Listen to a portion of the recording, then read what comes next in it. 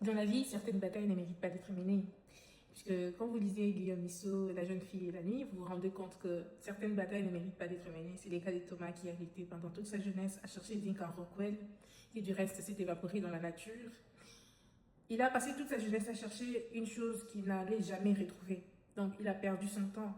Il a perdu son temps puisque après il a compris qu'il ne fallait pas chercher Vinka puisqu'il ne va jamais retrouver Vinka. Vinka s'est évaporé dans la nature, a quitté la Côte d'Azur et s'est installé dans un endroit où personne ne naissait. Et donc c'est très compliqué. Il a compris que c'est très compliqué de retrouver Vinka Rockwell. D'ailleurs, Vinka Rockwell sortait avec la professeure d'anglais qui est également une femme. On comprend que Vinka était donc homosexuel. C'est que Thomas n'avait pas compris dès le début. Il a compris à la fin que Vinka était homosexuel. C'était une jeune fille très belle, une jeune fille très cultivée, intelligente et séduisait tous les hommes parce que tous les hommes voulaient sortir avec elle.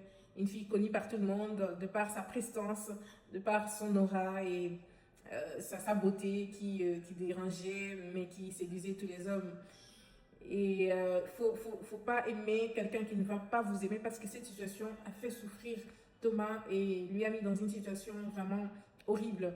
L'autre leçon que j'ai apprise dans ces livres, c'est que nos parents ont une vie secrète que nous ne connaissons, que nous, enfants, ne connaissons pas. Et ils ne sont pas non plus de nous dire leur vie.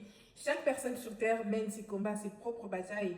Et donc, il faut tout simplement mener son combat, mener ses batailles avec sagesse, puisque la vie, c'est un combat. Il faut lutter pour survivre. Déjà, le fait de vivre, c'est un combat, il faut comprendre. Et nos parents ont également leur propre combat, puisque Thomas a découvert que Annabelle, qui est sa mère, avait son amant, Francis Biancani.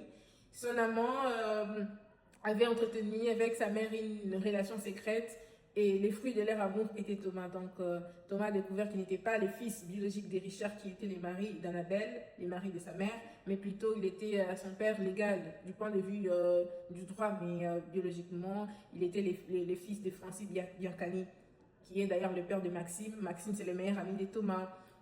Ce qu'il faut comprendre, c'est qu'il ne faut pas non plus juger nos parents parce qu'il y a ces côtés-là humains qui nous poussent à faire les choses selon notre désir.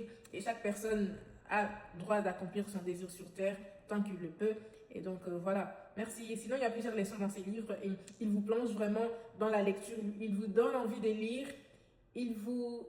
Voilà, ils suscitent cette envie-là d'approfondir les livres et de comprendre ce qui se passe. Je vous conseille en tout cas Guillaume Musso, la jeune fille et la nuit, un bon roman, mais ce n'est pas la réalité, c'est justement du roman, rien à voir avec la réalité, comme l'a précisé l'auteur à la fin du livre. Merci.